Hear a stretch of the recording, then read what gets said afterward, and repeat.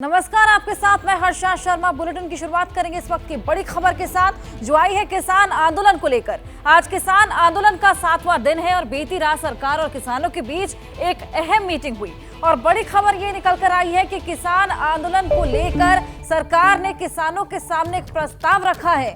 MSP पर खरीद के कॉन्ट्रैक्ट की बात हुई है, 4 फसलों की खरीद पर करार की बात हुई है। चंडीगढ़ में चौथे बैठक में प्रस्ताव रखा गया है, चौथी वार्ता थी। ऐसे में सभी की निगाहें इस पर टिकी हुई थी। सभी को ये जानना था कि आखिर चौथी वार्ता में क्या कुछ निकलकर सामने आता है, क्या कोई कंक्लूजन आ पाता है या नहीं।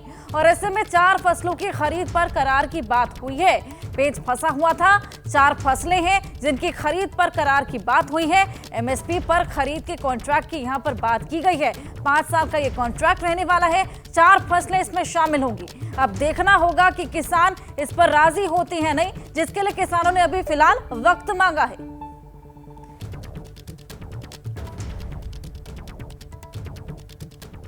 और चलिए अब आपको ग्राफिक्स के जरिए समझाएंगे कि सरकार और किसानों के बीच जो चौथे दौर की वार्ता हुई थी उस मंथन में क्या कुछ निकला। ऐसे में देखिए सरकार का क्या प्रस्ताव था ये आपको बताएं। एमएसपी पर खरीदने के लिए ये कॉन्ट्रैक्ट था, कॉन्ट्रैक्ट में क्या कुछ था ये भी बताएं। एमएसपी पर खरीद का 5 साल का कॉन्ट्रैक्ट, किन उपजों पर प्रस्ताव है, 4 फसलें हैं, उड़द दाल, मसूर दाल, मक्का और कपास। ऐसे में किससे ये कॉन्ट्रैक्ट होने वाला है ये भी आपको बता दें। एनसीसीएफ, एनएफईडी और सीसीआई ये करार करेंगे। 4 उपजें हैं, 4 फसलें हैं, उड़द, मसूर, मक्का और कपास, जिसके एमएसपी को लेकर यहाँ पर बताया जा रहा है कि ये प्रस्ताव पेश किया गया है। 5 साल का ये प्रस्ताव होगा। हालांकि इसको लेकर अभी जो किसान है उन्होंने वक्त मांगा है। चौथे दौर की ये वार्ता थी, सरकार ने किसानों के सामने ये प्रस्ताव रख दिया है। अब गेंद किसानों के पाले में है, क्या उन्हें 4 फसलों की एमएसपी पर खरीद के लिए 5 साल के कॉन्ट्रैक्ट वाला प्रस्ताव मंजूर है या फिर नहीं। इसका फैसला अब किसानों को करना है। लेकिन ये प्रस्ताव 1-2 नहीं बल्कि 4 मैराथन बैठकों के बाद आया है। चलिए अब आपको बताते हैं कि कितनी मीटिंग हुई और इन सभी मीटिंग में क्या कुछ हुआ। 4 मीटिंग हुई थी। देखिए 8 फरवरी को पहली बैठक हुई जो कि बेनतीजा रही। 12 फरवरी को दूसरी बैठक हुई थी जो कि बेनतीजा रही थी। 15 फरवरी को तीसरे दौर की बैठक हुई थी। ऐसे में बताया जा रहा था कि वो भी बेनतीजा हुई थी, काफी लंबी वो वार्ता चली थी। 18 फरवरी को चौथी बैठक हुई और इस बैठक में एमएसपी पर कॉन्ट्रैक्ट का प्रस्ताव पेश हुआ है। किसानों को हालांकि ये मंजूर होगा या नहीं अब ये देखने वाली बात होगी, क्योंकि इसी को लेकर किसानों ने वक्त मांगा है।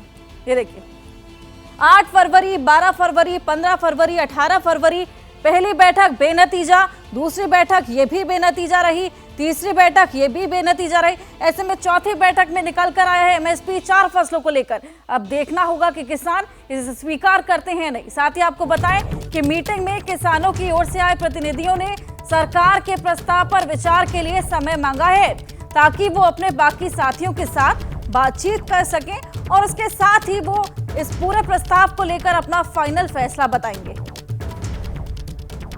साथ ही आपको बताते हैं कि किसान नेताओं की ओर से ऐलान किया गया है कि दिल्ली कूच का कार्यक्रम फिलहाल 21 फरवरी सुबह 11 बजे तक रुका ही रहेगा।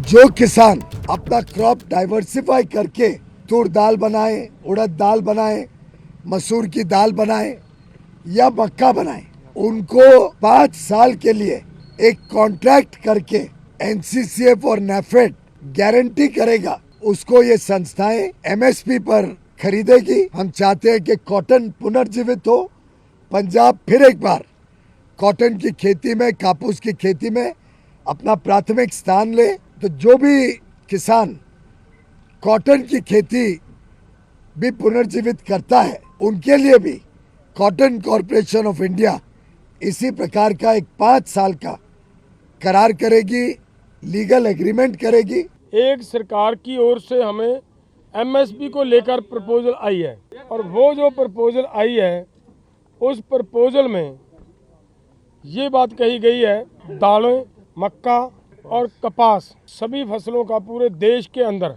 जितना भी उत्पादन होता है केंद्र की 2 एजेंसियों के द्वारा इनकी पूरी फसल की एमएसपी जो तय की जाएगी उसके ऊपर खरीदी की जाएगी, उन्हीं के द्वारा हमारे साथ लिखित में कॉन्ट्रैक्ट लिखा जाएगा। करेंगे प्रधानमंत्री नरेंद्र मोदी के विनिंग फॉर्मूले की।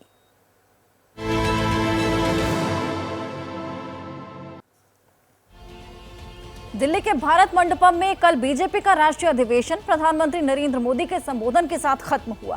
कार्यकर्ताओं को संबोधित करते हुए प्रधानमंत्री करीब 1 घंटे बोले। ऐसे में 10 साल के लिए गए बड़े फैसलों के बारे में बातचीत की, बताया। अगले 5 साल का रोड मैप भी सामने रखा। कार्यकर्ताओं को ऊर्जा से काम करने का मंत्र दिया तो एक बार फिर 400 पार का भी नारा लगाया। प्रधानमंत्री ने कहा कि चुनाव होने बाकी हैं, लेकिन पहले से ही जुलाई, अगस्त और सितंबर के लिए विदेशों से इनविटेशन आ चुके हैं। सवाल यह कि बीजेपी क्यों तीसरी बार मोदी सरकार को लेकर कॉन्फिडेंट है? 400 प्लस सीट जीतने के पीछे भरोसे की वजह क्या है? क्या है टारगेट हासिल कर पाना इतना आसान है? बीजेपी के मिशन 400 प्लस को लेकर उत्तर से दक्षिण तक के चुनावी समीकरण का विस्तार से विश्लेषण करती ये रिपोर्ट आपको जरूर देखनी चाहिए। भारत माता की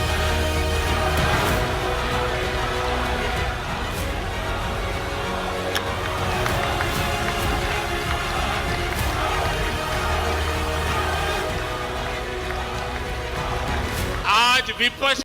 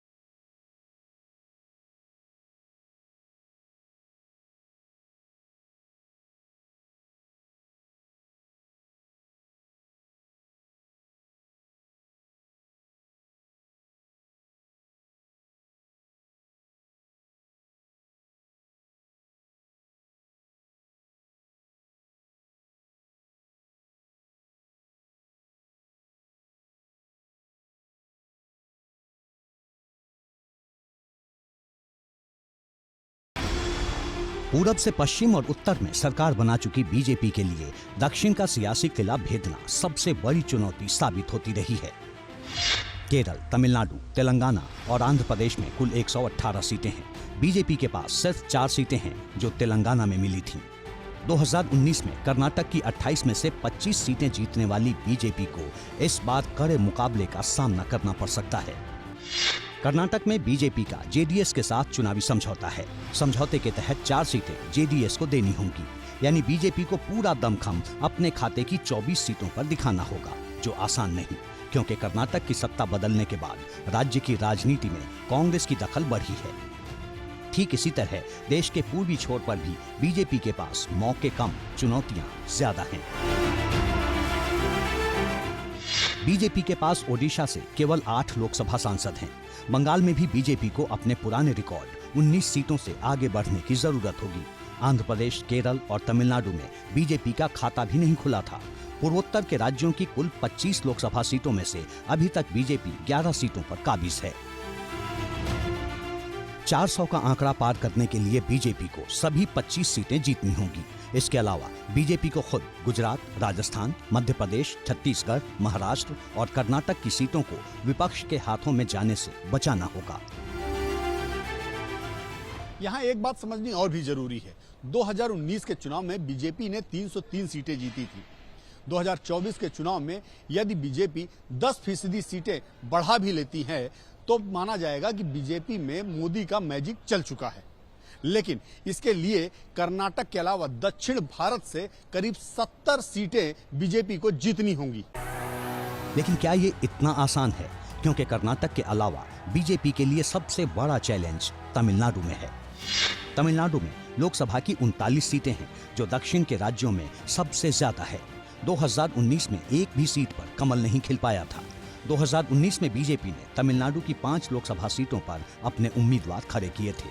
बीजेपी को कुल 15,51,924 वोट मिले थे। करीब 3.7% वोट पाने के बावजूद बीजेपी का खाता तक नहीं खुल पाया। बीजेपी के पास हिंदी बेल्ट की पार्टी का टैग रहा है और तमिलनाडु की सियासत का मिजाज एक हद तक हिंदी विरोध का भी रहा है। बड़ी खबर किसान आंदोलन को लेकर। आज किसान आंदोलन का 7वां दिन है और बीती रात सरकार और किसानों के बीच एक अहम मीटिंग हुई और एक बड़ी खबर इसमें निकलकर सामने आई है। किसान आंदोलन को लेकर ये बहुत बड़ी खबर हम आपको बता रहे हैं। सरकार ने किसानों के सामने एक प्रस्ताव पेश किया है। एमएसपी पर खरीद के कॉन्ट्रैक्ट की यहां पर बात हुई है। 4 फसलों की खरीद पर करार की बात हुई है। चंडीगढ़ में चौथे बैठक में प्रस्ताव भी रखा गया। और आपको यह भी बताएं कि मीटिंग में किसानों की ओर से आए प्रतिनिधियों ने सरकार के प्रस्ताव पर विचार के लिए समय मांगा है, ताकि वो अपने बाकी साथियों के साथ बातचीत कर सकें और उसके बाद प्रस्ताव को लेकर अपना फाइनल फैसला बताने वाले हैं। इसके चलते किसान नेताओं की ओर से ये भी ऐलान किया गया कि दिल्ली कूच का कार्यक्रम फिलहाल 21 फरवरी सुबह 11 बजे तक के लिए रुका रहेगा। 21 फरवरी सुबह 11 बजे तक किसान कूच नहीं करेंगे।